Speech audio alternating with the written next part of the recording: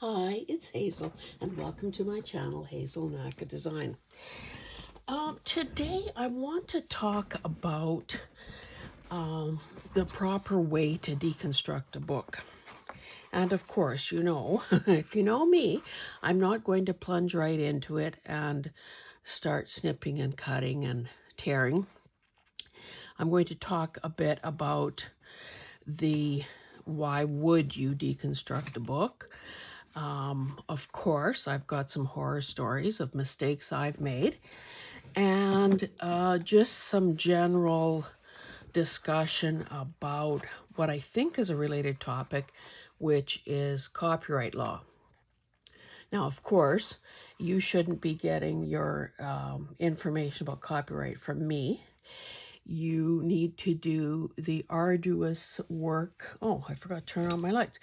You need to do the arduous work of figuring out and establishing whether something is in the public domain or not for yourself. So this video is probably geared more for people who are new to this whole game. So I just want to set the stage a bit.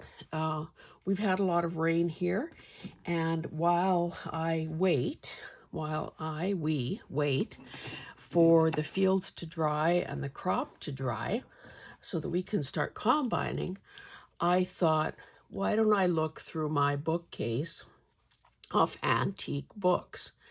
Now, for purposes of, I think people are kind of play fast and loose with the definition of antique versus vintage. I think it's commonly accepted that vintage is more than 25 years old, antique is more than 100 years old. So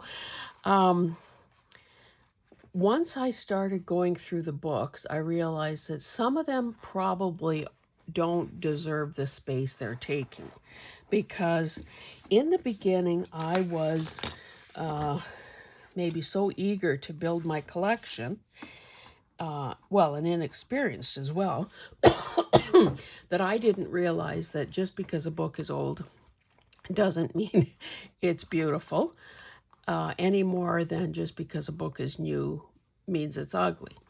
So different books have different functions and different purposes in our lives. So I started doing some culling and deciding that if a book didn't have some redeeming qualities, then I needed to take them apart and create some space. Now, I'm going to show you a bunch of covers here, and as I do so, I will be talking. Now, it seems to me I handled this one not so long ago in a thrift haul video. This book is number one, a beautiful color, right up my alley, and it is in immaculate condition. Now, it seems to me that the old sniff test, that I might have talked about this book in the video I did on getting rid of unpleasant smells, like smoke and mildew. Anyway, this book is probably a perfect example of a newer book that you may decide to deconstruct it because the contents are nothing so special. Oh, I know what it is. This is one where the pages are beautiful, and I'm in the process of trying to distinctify them. So here's the cover waiting to be reused. Now that's a very narrow spine. Anyway, I'll try not to get sidetracked too much. I have a number of these kinds of books. Now, at one point, they must have been a series, and you can see, hopefully if I hold it still, that they have kind of interesting spines. And of course, they're that nice red color, little embossing here. What does that say? Somebody's son's, I guess a printer's imprint. And of course, lovely end papers. Now, some are in better shape on the outside than others, but that, frankly, if there was anything worth saving on the inside, I've already removed it. So this takes a heck of a lot less room than 4 books like that would have. So condition is not great on some of the corners. However, these would make a cute little handful of a journal. So these obviously are keepers. This is a more interesting book, but it must have had spine issues, and well, you can tell by all that tape residue. Now, cute end papers as well, although they're staining and there's a rip here. So to be honest, will I ever get to using this? And is it salvageable with that staining and so on? I don't know. But for now, I'm hanging on to it. And of course, a person has to be able to live with, the worn corners and the hanging strings and so on.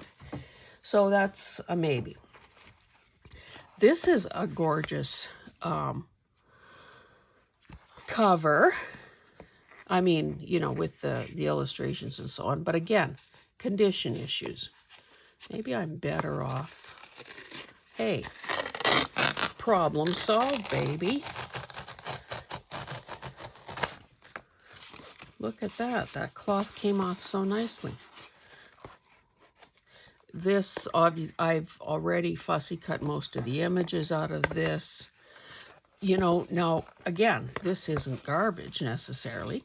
If you're desperate for book board, here is some ready to use. You'd want to peel back as much of this as possible so you don't have, different layers happening. Obviously, I'm not going to do that right now, but I'm just showing you that I guess one of the lessons I'd like you to learn or a mistake that I've made in the past is thinking that everything was so precious just because it was old. That, condition didn't really matter because, of course, you could save anything. And it's true, you can save virtually anything, unless it's got, black mold or something. But it doesn't necessarily mean you should.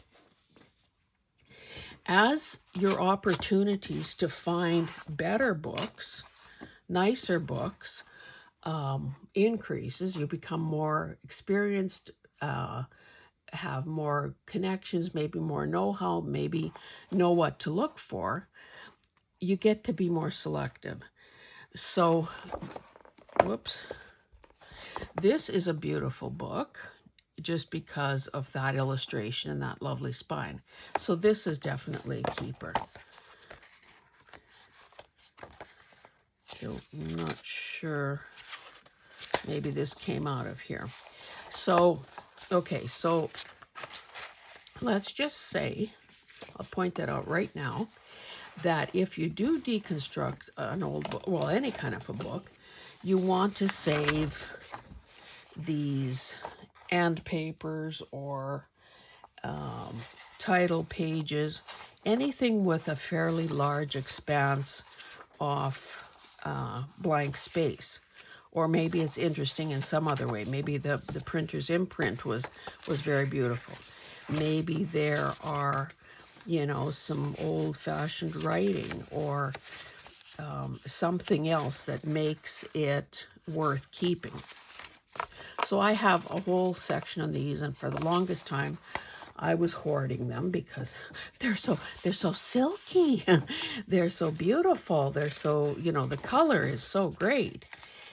However, what good is it if I just keep them in my filing cabinet? So the point I'm trying to make is these make great papers. Like if you could feel how nice and thick this is, these make great papers for backing things. So now I've gotten smarter and I use these creamy colored ones. Still haven't really used too many of the colored end papers. So I wanted to point that out. Although I'm sure you would have figured that out yourself. Now I see there's warpage here. This perhaps, especially this front one, is likely not worth keeping. Unless I can pull the cloth off again. That might be, that's the first time I've ever done that, by the way. This is clearly had some damage. But again, the board itself could be reused because it's not warped. This one needs a little more attention. Okay. This one I just took apart this morning. Now, this was a medical book, the syllabus of obstetrical lectures. And I think I might have the book block to show you. Anyway, this is interesting. It's got this horizontal sort of embossing. It's a more interesting color. Obviously, there's some wear there, but this could very well be a keep. Well, I'm keeping it for the time being. This is obviously a modern book, but I took it apart because I wanted the insides. Now, it was copyright in 1980, which means it is still very much in copyright. Another lesson. Just because a book is old doesn't mean, even if it's 100 years old, doesn't mean it's out of copyright and in the public domain, which means that we can do anything we want with it. If that were the case, then we would all be making digitals off the Edith Holden books. In some cases, whether it was families or lawyers or art galleries, someone entered, registered the copyright, and of course keeps renewing it. And as long as that keeps getting renewed, you know, we better keep our hands off it. There's a reason that there are a million Beatrix Potter books and associated products out there, is because apparently nobody registered a copyright in that. I have been in stores, bookstores, thrift stores, where I've come across an interesting book and I've tried to, on my phone, there while it's in my cart, tried to establish a date. And number one, sometimes that's not very easy to do. And even if I could establish a date, which I do occasionally, it doesn't mean all I've established is when it was printed. I haven't established whether or not it is in the public domain. Tell you a story. I was in an antique mall. This is several years ago, just kind of getting into the early days of journal making and trying to build my own library of of images and so on. And it was a gorgeous, gorgeous book. I think it was maybe printed in maybe Sweden or something. So it didn't help that it was a foreign language book. Harder to Google those because, of course, then you need a translation, blah, blah, blah. Anyway, I'm thinking, well, but it's 100 years. Surely, to goodness, this must be okay. And I don't think I was even in Edmonton where I could conveniently go back. I think I was in another city. So it was a case of, do you buy it or do you leave it behind? Well, I paid, I think, $30 for that book. It was so beautiful. I thought to myself, like it was just page after page of colored botanical illustrations, but not, the same ones we've seen a million times, different ones. And I thought, oh my goodness, I will share this with the world. And in the process, I will create the best-selling digital ever. Well, I got home. I did some more research. It seems to me the last time I thought about that book is that it had the family there had been a copyright extension.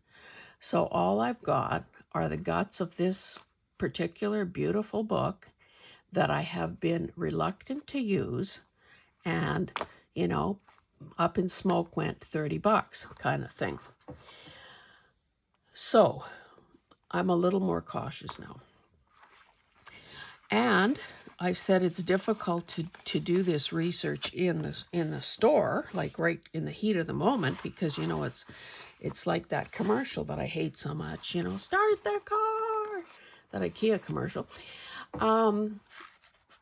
It is, you can sit at your desk on your computer in the comfort of your home for hours on end and still not be able to do the research you need to establish copyright.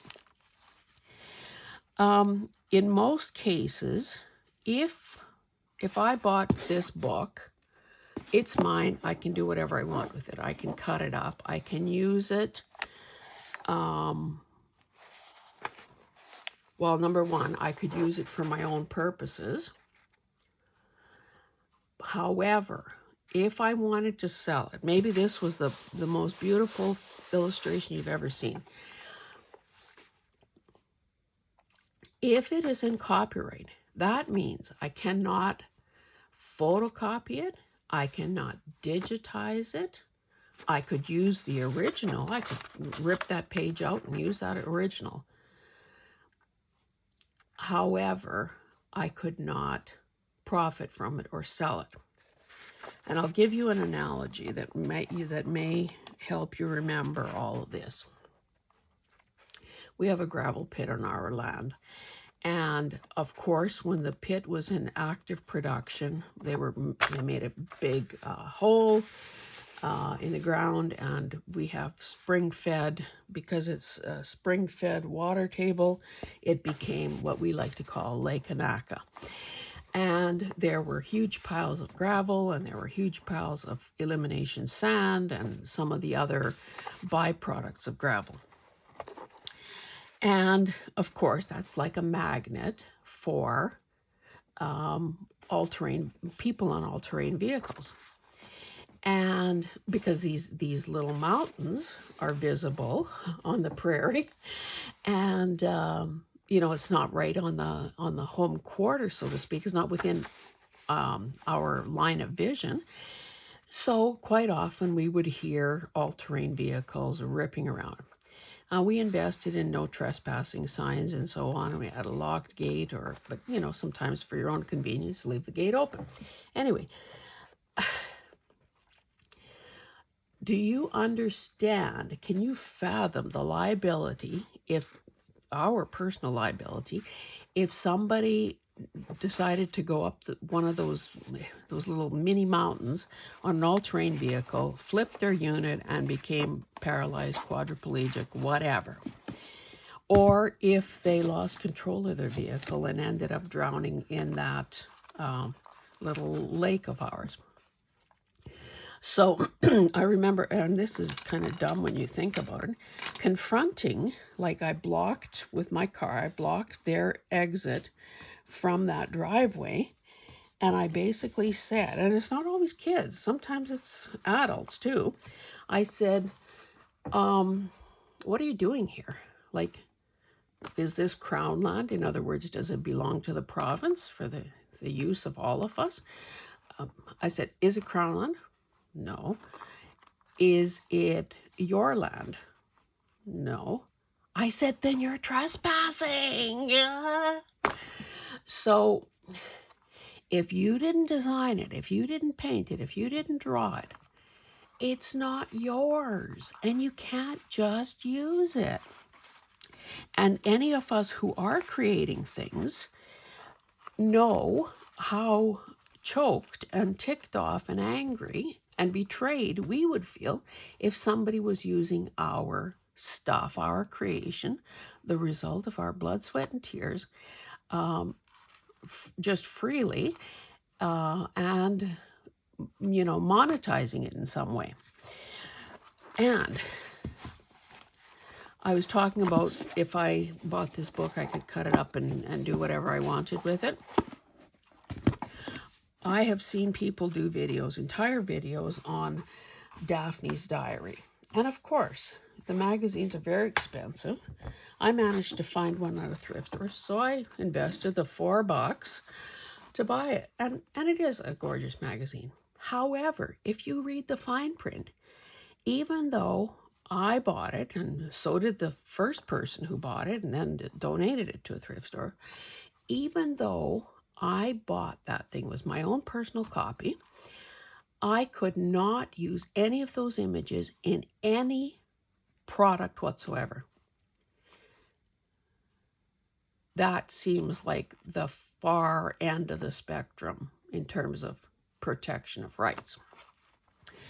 But you've got to be aware that these things exist.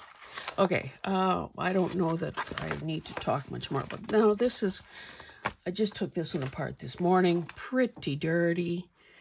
I don't know, I guess if this was the last book cover I had, I'd probably attempt to clean it. I don't know if some of this would come off. And of course, it would be covered with fabric or wallpaper or paper of some sort and so on. Now, doesn't it make your heart go pitter-patter when you see a cover like this? The condition is not good. You can see it's tearing away here. This book was over 100 years old. I've used some of the contents. Again, you know, probably overpaid for it. But again, I believed at the time that it was worth it. And then here is sort of a similar type thing. Oh, look at those end papers. Is that not drool worthy? Spine must have been toast. And of course, expect to get a lot of book crumbs when you are talking about this. Okay, so those are some covers that I have gotten recently. So suppose, I think I put these aside to demonstrate with. So you can see this is gorgeous. This has a little, well, a woman, and it's still clear and it's in pretty good shape. There's a little embossing there. This, of course, is not in great shape. So let's maybe practice on this one. First of all, I would take one last look at it and think to myself, oh yeah, well that's pretty cute. That's somebody's written. So I would just rip that off because we know that some of those, some of that ancient handwriting is just great. Now this is 1928. Oh, and another thing I wanted to say about age. If we know that books are typically, well, in most countries, well, I shouldn't say. Let me back that up. You need to specifically check out what the copyright laws are in the country of publication. So it could be anywhere from 50 to 75 to 100 years after the death of the author. So sometimes I look at books, and in fact, I still have some on my shelf that, oh, 1930, oh, 1935. That means that, you know, it's still quite a few years before we hit the 100-year mark. And don't forget that I'm pretty damn old. So, you know, sometimes I think a book is probably worth hanging on to if, you know, depending on the contents, depending on what you intend to use it for. So, you know, that's another thing to keep in mind when you're considering buying a book. So what I've assembled here, pair of scissors, a knife, seam ripper, and this pokey thing in case I need it. So this is not going to be much of a task here to take this one apart because it's half coming apart anyway. Even if a spine is in sad shape, that doesn't mean that you should necessarily throw it out, because frankly, do we throw anything out? You could keep this, if you were doing a grungy journal, you could keep these bits, and I probably will. These could even be part of a snippet or something, or a cluster. I mean a cluster, not a snippet. Now this is cloth, so I could take my art glitter glue, you know, glue this little floppy thing down. I could reinforce, I could add this to a piece of cardstock, and all of a sudden I've got a bookmark. So, you know, be reluctant to throw things out is what I would say, especially in the beginning. So now it's going to be no problem whatsoever to remove this cover. And again, sometimes you get lucky and that's all you have to do. So I'm using my knife. I don't have the blade extended very much. And I will talk a bit more about that in a second. Now, if this book was, well, I guess a couple of things. If this book was full of illustrations and it was out of copyright, it was in the public domain, if it was full of illustrations, then I would likely, and most of these old books had sewn-in signatures, so the way to tell, sometimes you can tell just by looking. Most of the older ones were sewn in. And if you look hard, you can find where the threads are. So there are those threads. Now, because there's nothing much holding this book together, it won't be an issue for me to get under there, pick up that thread and cut it. Which, of course, and there are two threads, so make sure you get them both, not a problem. And then I just gently lift it out, you know, sort of pulling it out that way, and you've got a signature intact. Now, we know that the cover of that signature was more than likely also glued in. So sometimes that's, or it may be glued to the other signature, the next signature cover. So if these were very precious pages because of illustrations or whatever, then that's a way to do it. And I have taken books apart that way, where I will just go one by one until I get every single signature taken apart, because maybe there's a lot of fussy cutting to do or something. Now, obviously you have to figure out your own system for storing things. And for now, I'm just going to set this aside because that's really not what this is about. However, well, let's talk about this spine. Now, this is where, you know, the dust and the crumbs come in. I could carefully try to remove a bit more of this.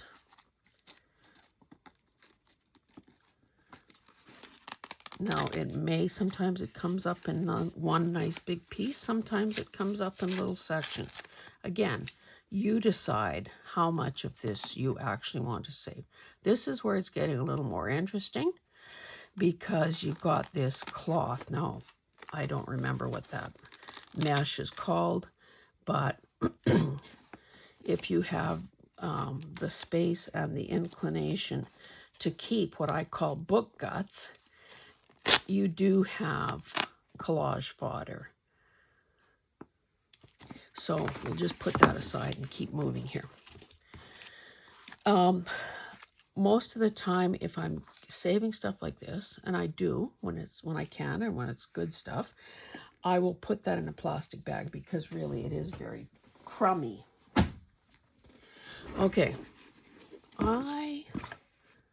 where did I put that? This morning, or did I show you and forget to draw your attention to it? This morning I ruined a cover just because I didn't take enough time. Oh my goodness. So, do not be in a hurry. Oh, there it is. Do not be in a hurry. This is a beautiful book. Look at that spine. There's some embossing here, or debossing there.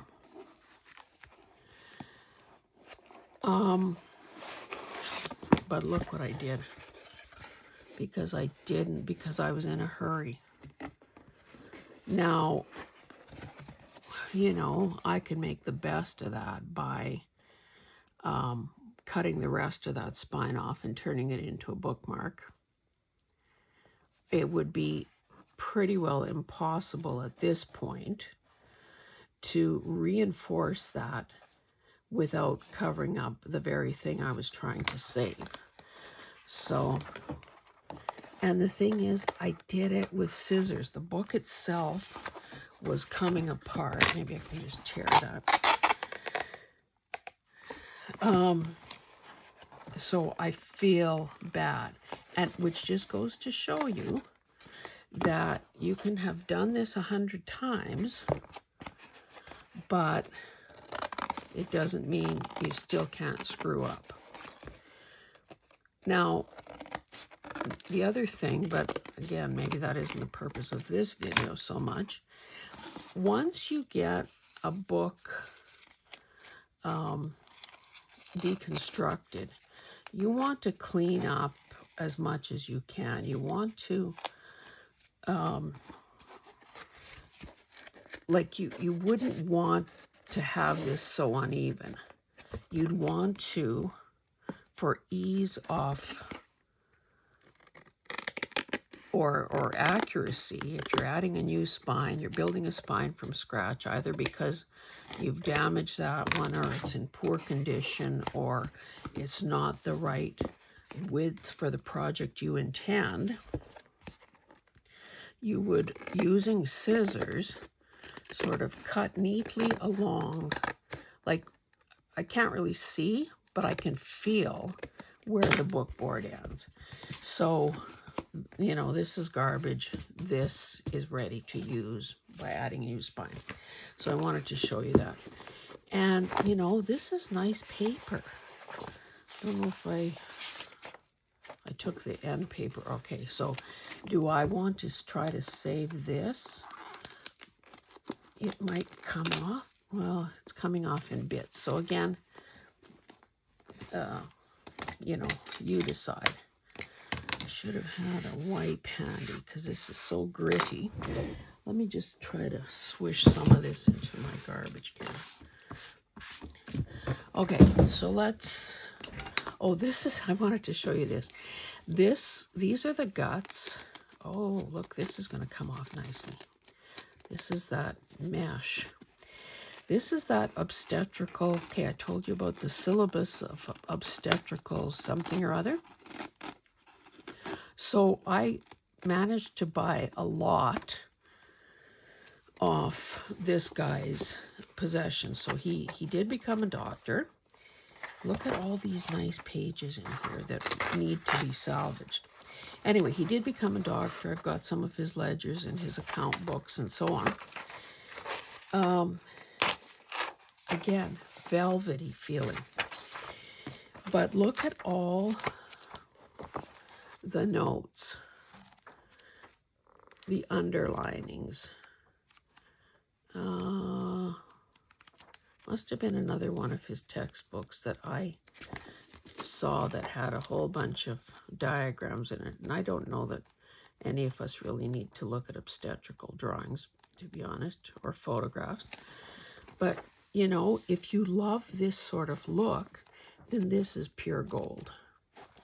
So, and of course, this part here, okay, so this is from 1895. This is beautiful. This is beautiful. And, you know, that's what, 100 and however many years ago. So there's more goodness to be salvaged from this one. Okay, So let's do another book. Maybe let's do this one from scratch. So typically I would take a look at, oh, this one is half coming apart too. So these are too easy, but I'll do it anyway. Okay, so you can see that I can get fingers in there. So I can very easily, without cutting myself, run my knife down through, well, it's just tearing away, without harming the spine at all. And usually once you get one side of the cover off, it's so much easier on the other.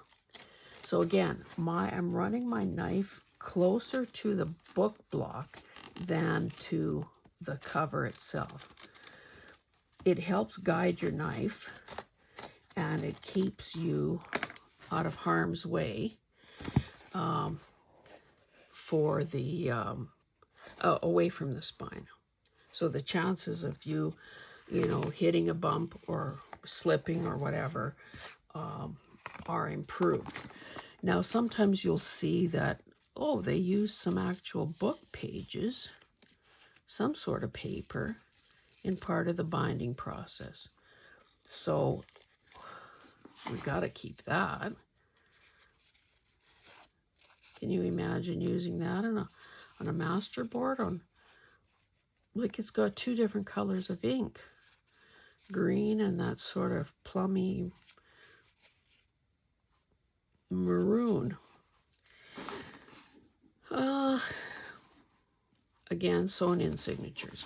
Let's see what the year is on this.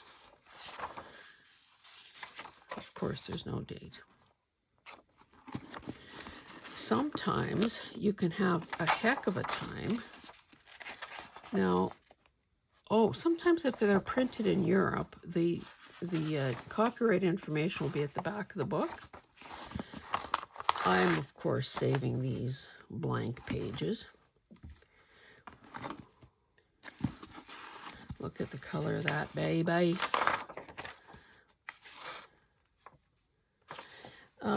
Again, same sort of thing. Find the center of the signature, cut it away, and separate it that way.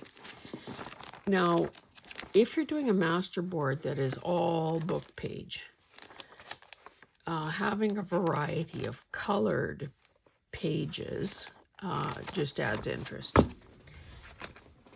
So another cover for the collection. Okay, let's try this one. It's going to be a little more, maybe. Why don't I try to find a harder one? Because it's those where something can easily go wrong.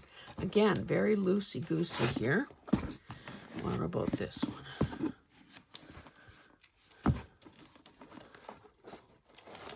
Yeah. Now this one is Ukrainian. I'm going to save that. Again, I've already discussed why. You can see that this book must have had some condition issues because there were, I've already salvaged the tape. They used masking tape to hold it together, because this too is great for decorating, especially if your taste goes to the grungy. So in this case, I can just rip this away. You should also be aware that, well, as I've already said, this is dusty work. And, I'm not wearing a mask, but it probably wouldn't hurt. So in a case like this, if you don't already know, I am Ukrainian, so I have done some Ukrainian journals, and I would keep this just because, number one, the color and the Cyrillic alphabet that's in there. Many of us believe that having a variety of fonts, 1928, a variety of fonts or languages adds interest and novelty to our projects. Again, I've already talked about what might be a possibility for those kinds of covers. Let me just see. Oh, that's paper. I didn't realize that oh, maybe let's do this one. This is bound to be, well, maybe not. I like this book. It's not old, because who doesn't love Little Women? I think we all have fond memories of that. Okay, this might be a little bit more of a challenge.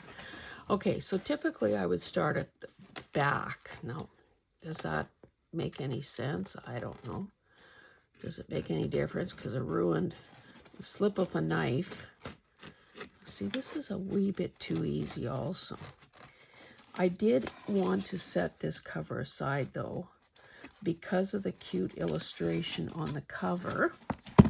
And sometimes, okay, I got that far, turning it over, and again, sticking as close to the spine as you possibly can and away from the cover is another way to ensure that you're not going to slip. Because that's a cute cover, I would like to use this book. I would like to use that cover. And this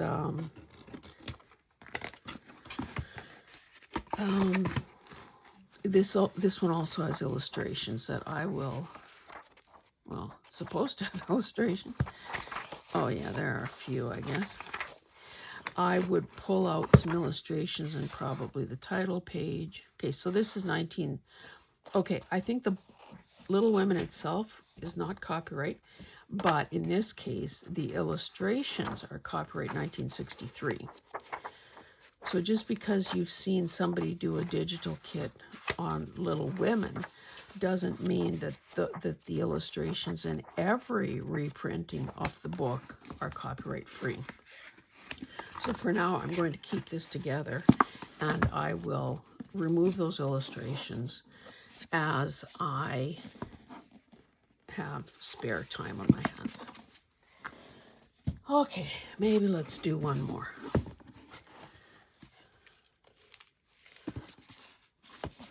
What's the deal here?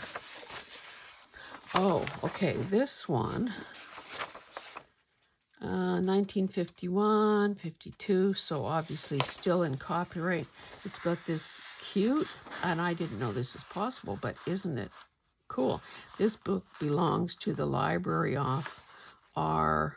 Woolton or something. And since I now have my very own, my first very own seal like that, I'm thinking, oh, wouldn't that have been cool to have one made up for your name? Again, starting at the back, again. Now, sometimes you cannot, this is so tight here, you cannot get your fingers in there to make a little extra room to work. So that's where you really need to be. And of course, we've also seen that sometimes spines are quite different. Or I mean, how they bound the book is quite different. So you could come to a bump or an obstacle where your knife is not going anywhere anymore. Oh, and the other thing, it's a good idea. Oh, look, it's a music page. It's a good idea that you also make sure that you have a new blade. Oh, I don't think I did that. Or did I? I know I just pulled this off, but, well, that would be a fine demonstration, wouldn't it? Let's try to salvage this side. I don't know whether I did that or not. I don't think there's any reason why it should have been me, but maybe when I, again, we've got this where it wants to tear. That could have been, yeah, I don't know. I think that was probably torn, because on that other book, oh, I've already torn the spine off. In that case, my knife made a clean cut.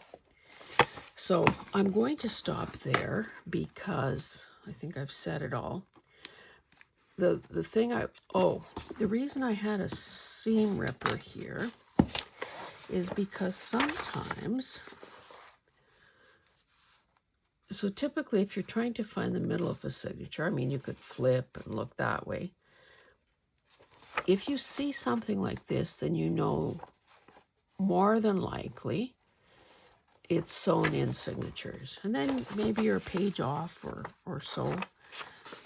But you keep looking and you find the strings. Well, sometimes, especially, well, I don't know why. Sometimes these strings are so embedded, like this is lying nice and flat, that you cannot get your knife under there. So getting the point of your seam ripper under there is a good idea. You can also use it to cut the threads, of course. But whether you're using a knife or a seam ripper, you want to avoid, if possible, damaging that page, especially if it's, pages that you're trying to salvage. This feels so great. So use a sharp blade. Use nerves of steel. And take your time. If you do make a boo-boo, if something slips, and sometimes I think it's almost unavoidable, then by all means, there's usually a way around it. Decide what parts you want to save.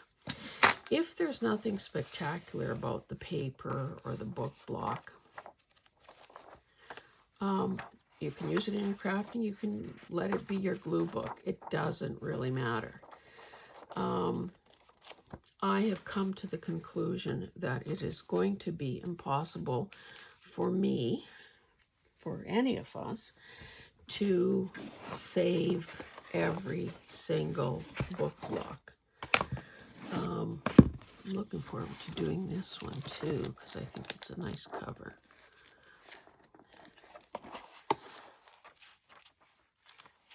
Anyway, I'm going to stop there. So I hope that I have put a wee bit of fear into you regarding copyright infringement.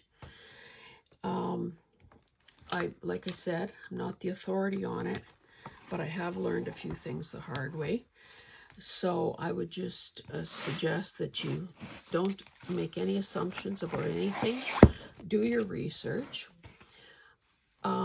You should also know that sometimes with illustrations, I have found that a particular illustration is copyright free, but can you make the leap to assume that every illustration that that person has done is now in the public domain? I'm not sure about that. So be careful. Don't be particularly afraid. Just be prudent and careful. And good luck deconstructing some books. Thanks, guys. We'll see you in the next one. Bye.